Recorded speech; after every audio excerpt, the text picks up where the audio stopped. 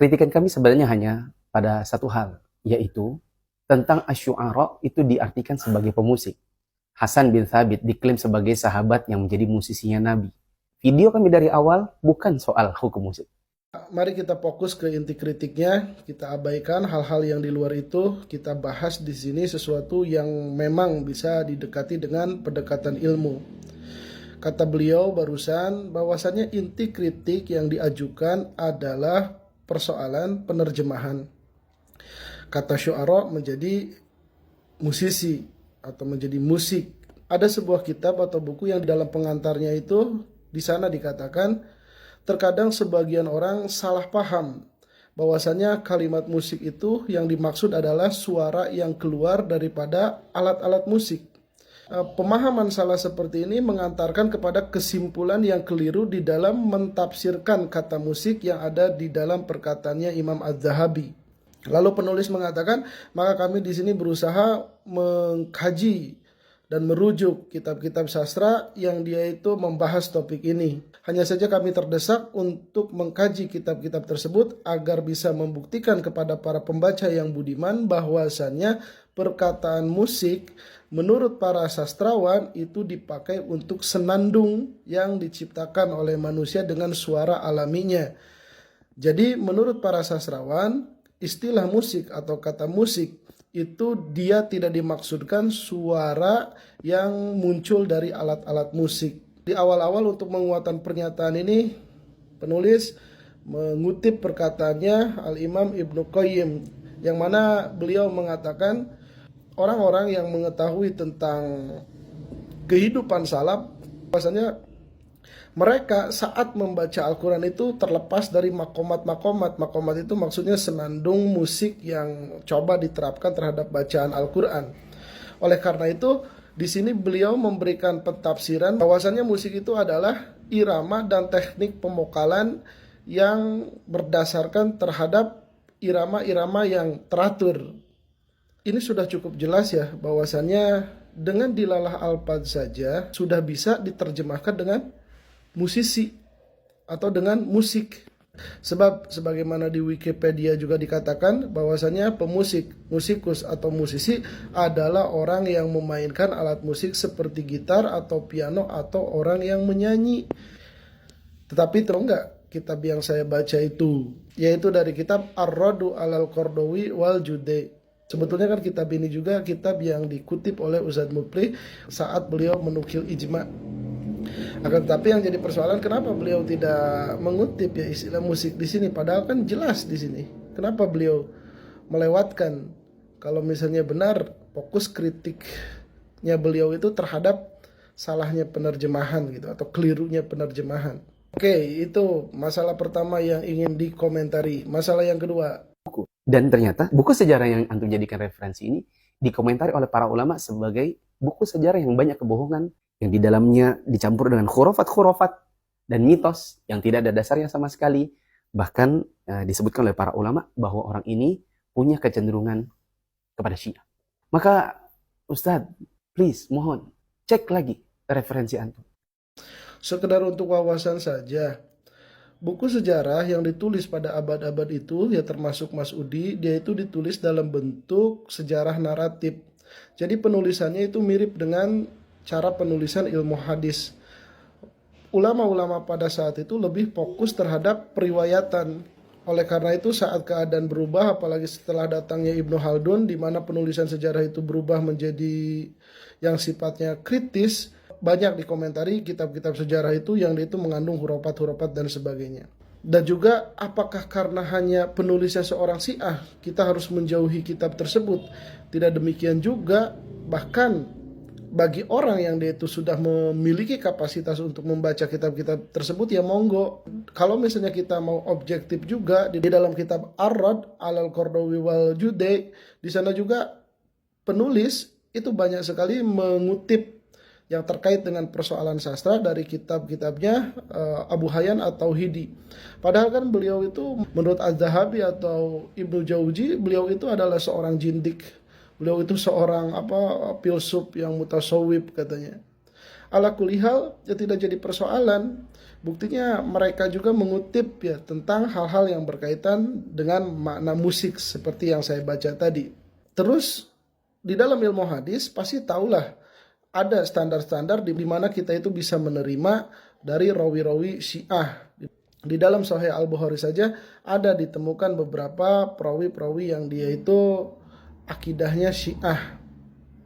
Jadi bukan sebuah persoalan untuk orang-orang yang dia itu memang bisa menelisik mana yang sahih atau tidak sahih di dalam penulisan-penulisan sejarah semacam yang ditulis oleh Ibnu Mas'udi. Masalah ketiga, Guru kami, Ustaz Ja'far Umar Thalib, bahkan sempat terjatuh menghalalkan musik dengan catatan-catatan seperti Ustaz. Beliau jatuh ke dalam pendapat ini di tahun 2006 setelah membaca kitab Al-Musiq wal Ghina fi Mizan Islam. Lalu kemudian Allah berikan taufik kepada beliau sekitar tahun 2011-2012 lah. Beliau datang ke Saudi, lalu kemudian bertemu dengan beberapa muridnya Syekh Rabi, yang ternyata mereka sudah memegang bantahan kepada kitab Al-Musiq wal Ghina fi Mizan Islam ini. Judulnya Ar-Rad 'alal Qardawi wal Judi'. Bukunya seperti ini. Sepulang dari Saudi, Ustadz kami, Al-Ustadz Ja'far Umar Thalib, kemudian merevisi. Beliau mengatakan, sembari mengkaji buku ini, sampai sejauh ini, kami menarik kembali fatwa kami bahwa musik itu adalah halal dengan persyaratannya. Sebagian pendapat Ustadz Adi Hidayat yang dirahmati Allah, mohon Ustadz, kalau memang sudah menjadikan itu sebagai referensi, Ustadz bisa membaca kembali bantahannya. Karena di dalamnya ada nukilan ijma' para ulama yang begitu banyak tentang keharaman alat-alat musik. Ya, semoga Ustadz berkesempatan untuk membaca bukunya karena PDF-nya juga sudah banyak di internet. dari sini kita belajar sesuatu ya tentang keluasan hati kita untuk menerima bahwasannya yang namanya manusia mungkin ada salahnya.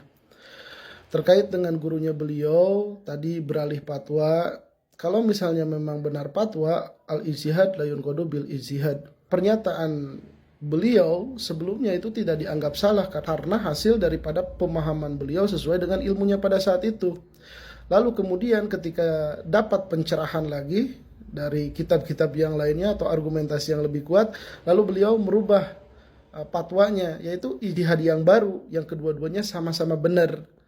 Hanya saja yang berlaku adalah yang kedua. Ini persis seperti terjadi di Imam Syafi'i, sehingga ada qaul qadim, ada qaul jadid. Terus untuk persoalan ijma yang dikutip, mungkin ada bagusnya untuk merujuk kepada kitab yang ditulis oleh Imam As-Sawqani yang judulnya adalah Ibtalu Da'wal Ijma' ala Tahrimi Mutlaqi Sama', yaitu pembatalan klaim adanya ijma untuk pengharaman mutlak di dalam mendengarkan musik. Ya, kata sama di sini bukan hanya sekedar mendengarkan musik ya, terlibat juga dengan senandung-senandung pelaguan dan alat-alat musik yang ada di dalamnya. Sehingga kalau kita baca Ihya Ulumuddin di dalam bab Al-Wajdu wa Sama, itu isinya terkait tentang hukum mendengarkan musik, alat musik dan hal-hal yang terkait di dalamnya.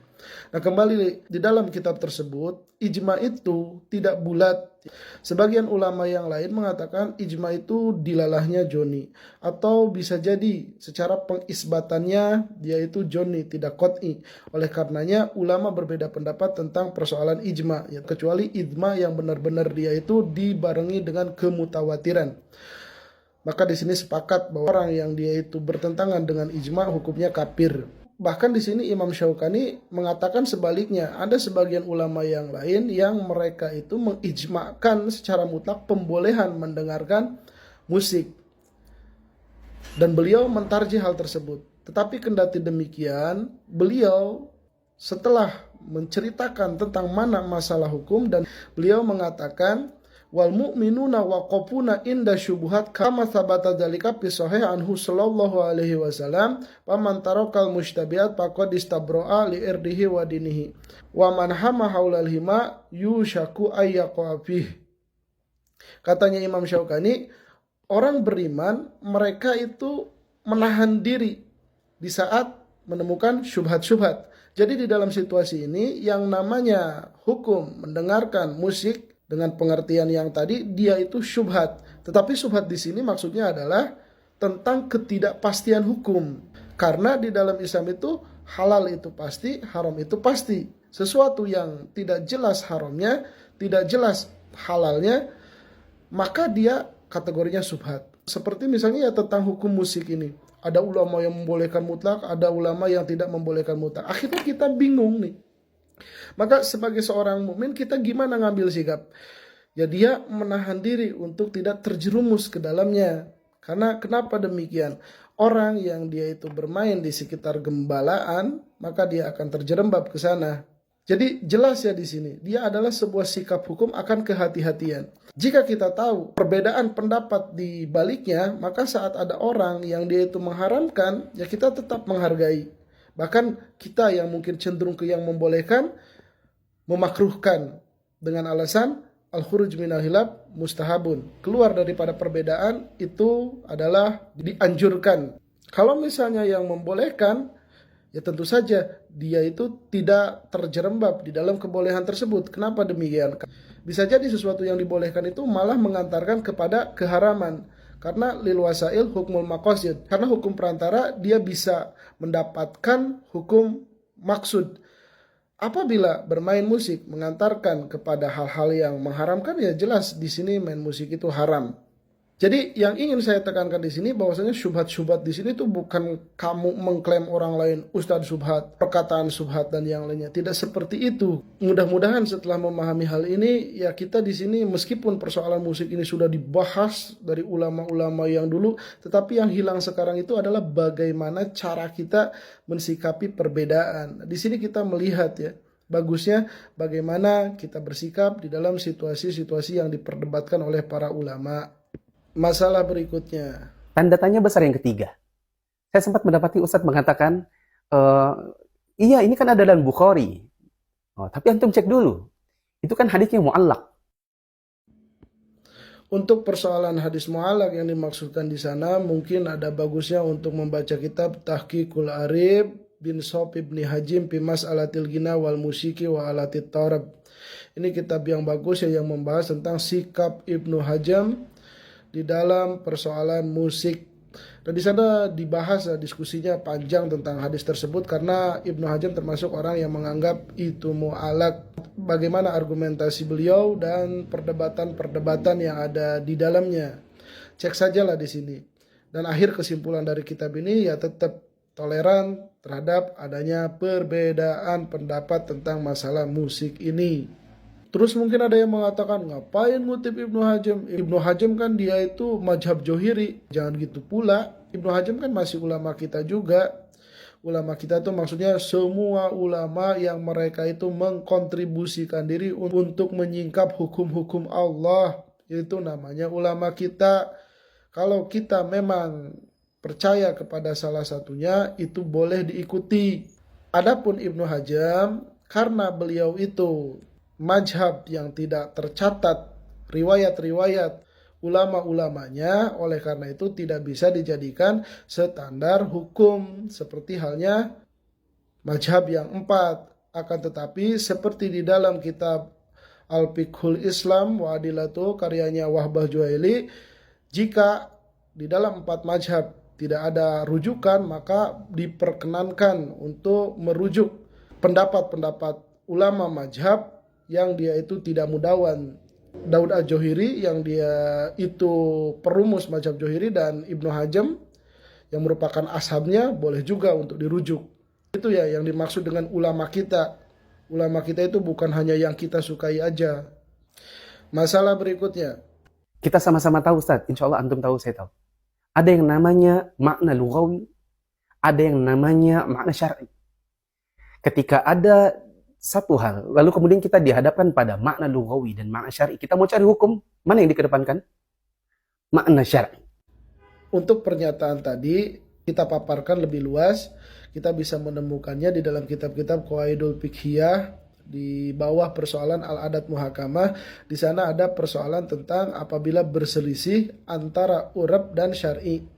Yang dimaksud dengan uraf itu adalah sesuatu yang dipergunakan oleh seseorang untuk menyebut sesuatu, dan yang dimaksud dengan syar'i adalah lafadznya. Di dalam persoalan ini ada 2 poin. Yang pertama, yaitu di saat perselisihan antara uraf dan syar'i tidak berkaitan dengan lafadz syar'i hukum tertentu, maka di sini didahulukan uraf istimal, yaitu pemakaian orang-orang. Oleh karena itu apabila ada orang bersumpah tidak akan memakan laham yang artinya daging, maka dia itu tidak melanggar sumpah dengan memakan ikan. Meskipun di dalam Al-Quran dikatakan laham, yaitu ikan yang dimaksudkan, akan tetapi orang Arab tidak menggunakan kata laham untuk makna ikan. Oleh karenanya di sini yang didahulukan adalah urab, bukan lafaz syar'i. Terus yang kedua, berkaitan dengan hukum. Maka di sini baru didahulukan dengan contoh seperti apabila orang bersumpah tidak akan sholat, maka dia tidak melanggar terkecuali dengan gerakan-gerakan yang dia itu mengandung ruku dan sujud. Kenapa demikian? Sholat secara uruf orang Arab dulu artinya kan doa, tetapi setelah datangnya Islam maka kata sholat dia itu bermakna syar'i. Nah, bagaimana tentang kata syu'ara? Apakah kata syu'ara itu syar'i atau dia itu yabqa ala makna maudu'ihi fi lughatil arabiyah?